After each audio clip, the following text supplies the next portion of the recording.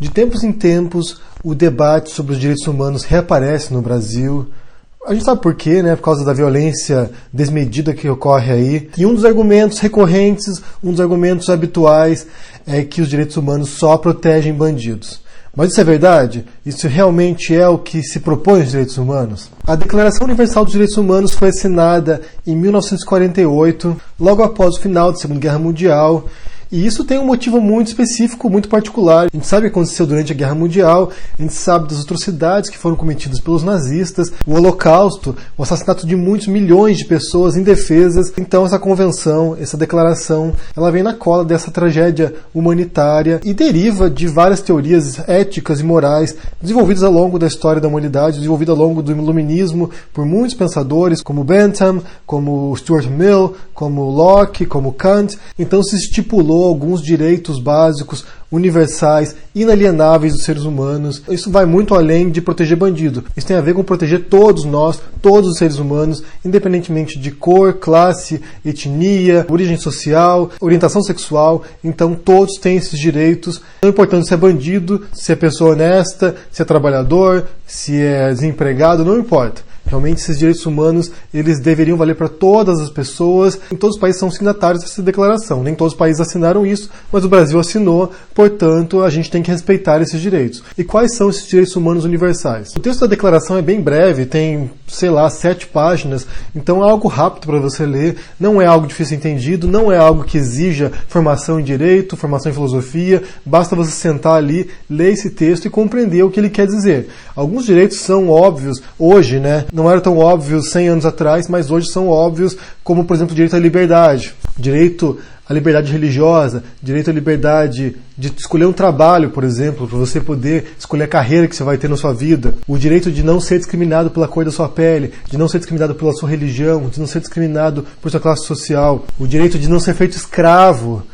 Isso aí também, como eu disse, é óbvio hoje, embora ainda haja trabalho escravo no Brasil, mas em 1820, por exemplo, para um negro, isso não era óbvio. Havia muitos escravos, muitos milhões de escravos no Brasil, portanto, hoje parece algo que é redundante, mas não era. Isso foi algo conquistado, isso foi algo que foi desenvolvido ao longo da história. O direito de não ser torturado, isso também parece óbvio hoje, mas não era tão óbvio durante os anos 70, na ditadura militar no Brasil, quando muitos militantes, quando muitas pessoas que se opuseram ao regime militar foram de fato torturadas. O direito a ter um julgamento justo, de ter um tratamento igual diante da lei, o direito de não ser preso, exilado arbitrariamente, sem nenhum tipo de procedimento legal, sem nenhum tipo de violação da lei, o direito de ser considerado inocente até que se prove ao contrário. Esse é um pilar do Código Penal, esse é um pilar de vários países também, tanto nos Estados Unidos quanto no Brasil. Você é inocente até que se prove ao contrário, até que se reúna as provas e você seja julgado e condenado. O direito de que o Estado não retire a sua propriedade, não retire o fruto do seu trabalho sem o seu consentimento. O direito de se deslocar, de livre circulação pelo seu país. O direito de ter uma nacionalidade, de não ser apátrida. A liberdade de expressão, a liberdade de expressar seus pensamentos, as suas convicções. Isso também parece óbvio hoje, mas também não era óbvio durante a ditadura militar, quando um jornalista como Vladimir Herzog foi torturado e morto pela polícia, pelos militares. O direito de se candidatar a um cargo público, de se tornar um candidato ou um político, de poder participar das eleições, de poder votar. O direito de ter uma remuneração igual para funções iguais, não discriminar entre homens e mulheres, não discriminar entre diferentes etnias, são coisas essenciais. Realmente, eu estou citando alguns dos direitos aqui, estou citando alguns artigos aqui da Declaração Universal dos Direitos Humanos, há outras coisas também, mas esses são itens básicos, itens essenciais e que não estão para proteger bandidos. Como você pode perceber aí, boa parte desses itens aí, eles dizem respeito a qualquer pessoa, qualquer cidadão de uma sociedade democrática, portanto, não se trata apenas de defender bandidos. Eu quero que isso fique evidente porque quem fala isso realmente nunca parou para ler a declaração, nunca parou para estudar o que se trata isso, nunca parou para pensar sobre o que isso realmente significa. Na verdade, a proposta da declaração é justamente regulamentar o papel do Estado, restringir o poder do Estado, porque numa sociedade democrática, numa sociedade republicana, você pode perceber que existem diferentes poderes, né? Existe o poder judiciário, existe o poder executivo, existe o poder legislativo. Essa divisão existe justamente para poder definir muito bem os papéis de cada um desses poderes, de regulamentar esses poderes e que cada um deles possa fiscalizar o outro. Assim ninguém tem o poder absoluto nas mãos. E além desses poderes, existem outros poderes também, outras instituições numa sociedade democrática, como a imprensa, como os direitos humanos, como outras instituições, outras ONGs, que fiscalizam o governo, fiscalizam o poder para que não saia do controle. Quando a gente pensa nos bandidos, quando a gente pensa na preocupação dos direitos humanos com os bandidos, isso tem uma razão muito evidente, muito clara, porque os criminosos estariam no final dessa cadeia, né? São pessoas que romperam as leis, romperam as convenções, então eles são punidos. Quando os direitos humanos vão fiscalizar a ação da polícia, a ação das instituições do Estado em relação aos criminosos, é porque eles sabem que essas pessoas elas estão numa posição muito mais fragilizadas, no sentido de dominação mesmo, no sentido estatal mesmo, porque já vi gente falando aí, youtubers conhecidos falando aí, que quer que mais que se foda mesmo os criminosos, e essa é uma visão que muita gente tem. Portanto, quando você dá esse poder para o Estado de torturar, de prender alguém arbitrariamente, de maltratar um criminoso, você abre uma brecha perigosa para que haja outras violações. Então vamos supor lá, não, tudo bem, eu quero que o bandido se foda, quero que o bandido fique apodrecendo na cadeia, que seja maltratado, torturado, não me importa. Então, o Estado tem esse direito, o Estado tem esse poder, ele vai lá e faz uso desse poder, faz lá tortura prisioneiros, massacra presidiários, invade o Carandiru lá e mata um monte de gente, como já ocorreu, faz chacinas nas ruas e assim por diante. Então você deu esse poder ao Estado. Em algum momento o Estado decide então que ele não quer só matar criminosos, não quer apenas torturar criminosos, ele acha que prostitutas e travestis também não têm direitos, também são vagabundos, e vai lá e começa a torturar travestis, começa a torturar prostitutas, começa a prender indiscriminadamente, começa a matá-los. Depois de um momento o Estado decide então que não são apenas esses os alvos da sua perseguição, mas mendigos, indigentes. Então ele vai lá, tortura mendigos, mata mendigos, prende mendigos e assim por diante. E você pode partir para outras categorias. Então o Estado decide que comunistas são perigosos. Vai lá, persegue comunistas, prende comunistas. Em algum momento ele decide que jornalistas são perigosos. Os jornalistas estão pondo a mão na ferida, estão cutucando a ferida, estão apontando os erros do governo, então vamos prender jornalistas também.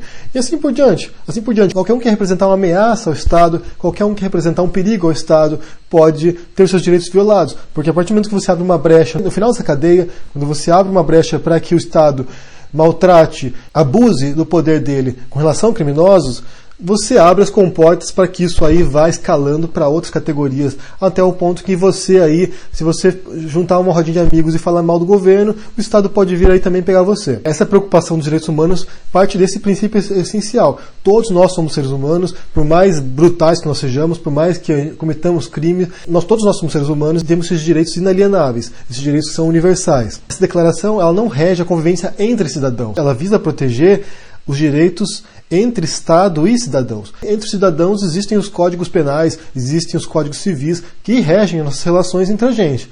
Mas entre o Estado e a sociedade, a preocupação fica de fato para os direitos humanos, porque é quando você fiscaliza, quando você controla o poder do Estado. E o Estado é aquela coisa, quando ele sente o gosto de sangue, quando ele sente o gosto da carne, ele nunca para.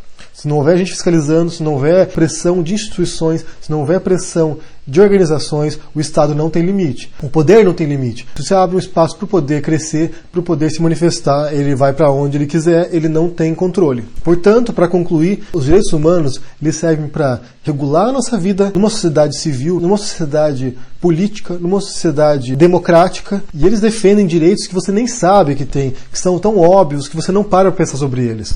A gente só percebe a atuação dos direitos humanos quando eles vão proteger esses grupos que estão à margem, que realmente podem sofrer abuso pelo governo, mas de fato todos nós somos protegidos por esses direitos. Se você pode vir aqui no YouTube e falar mal do governo, ou se expressar falando sobre religiões, sobre política, sobre qualquer tipo de assunto, é porque você tem esse direito resguardado, é porque esse direito foi debatido, discutido durante muito tempo e codificado na Declaração de Direitos Humanos. Não é algo que foi automático, não é algo que é dado, é algo que foi conquistado, é algo que tem que ser mantido, é algo que tem que ser preservado e pelo qual a gente deve lutar. Quando a gente luta pelos direitos humanos, a gente não está lutando apenas pelos direitos dos bandidos, pelos direitos dos marginais, mas está lutando pelos nossos direitos essenciais, esses direitos de poder comunicar o que a gente quiser, de poder trabalhar com o que a gente quiser, de não ser escravo, de não sofrer repressão policial sem ter cometido nenhum tipo de crime, de não ser preso injustamente, de não ser torturado como um dos pré-candidatos à presidência, defende. Defender os direitos humanos é mais importante para a gente mesmo, para nós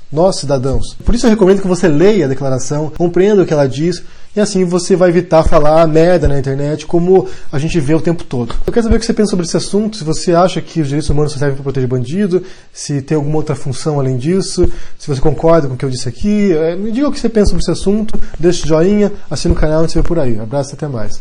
Tchau.